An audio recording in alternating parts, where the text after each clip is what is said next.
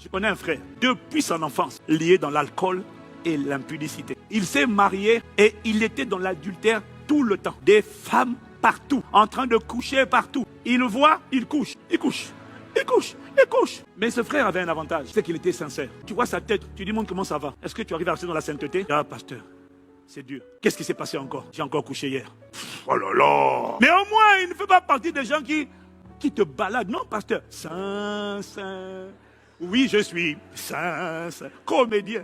Il a réussi, je crois, à tenir peut-être une semaine ou 2 semaines ou 3 semaines ou je ne sais pas combien de temps, peut-être 1 mois, 2 mois, je ne sais pas. Et puis il a décidé de se marier. La veille même de la présentation à la famille, il est encore tombé avec une autre femme. Le mariage a été annulé, reporté à une date ultérieure. Et je l'ai reçu de mon bureau.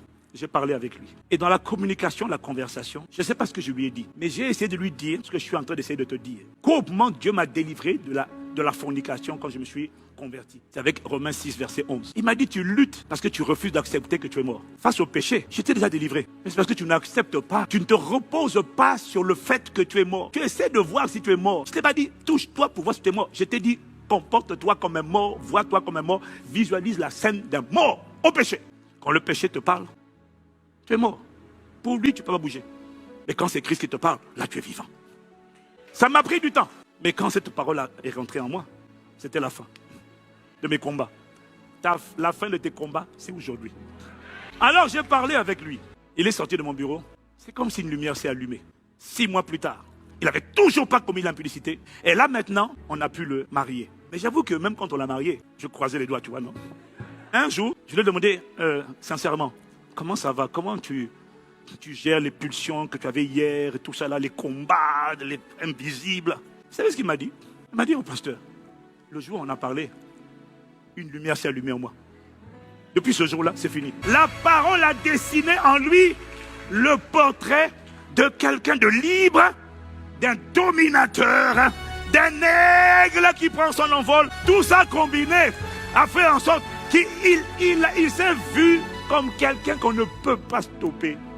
On ne peut pas le limiter parce qu'il a compris que c'est un combat spirituel. Il s'est vu assis avec Christ au-dessus de l'esprit d'impudicité en train de lui écraser la tête.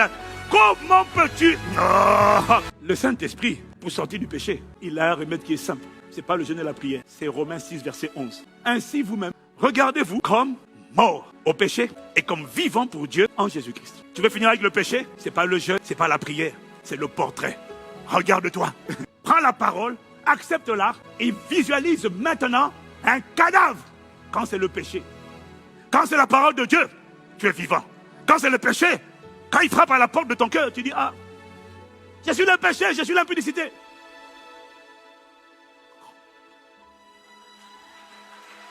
Regarde-toi dans un cercueil, regarde-toi comme mort, n'essaie pas de mourir, regarde-toi comme mort. N'essaie pas de prier. Visualise la scène. Regarde-toi comme libre du péché. Regarde-toi comme un aigle que le péché n'arrive pas à stopper. Est-ce que tu arrives à le voir? Ça prend du temps. Mais le jour où tu vas réussir à te voir comme un aigle qui habite les sommets, qui habite dans les hauteurs, que le péché ne peut pas retenir, ce jour-là, le péché aura fini avec toi. Que ce soit ton expérience et ton partage, que la révélation de la parole t'éclaire et te donne de l'intelligence. Au nom de Jésus, dis-moi Amen. C'est juste une question de portrait.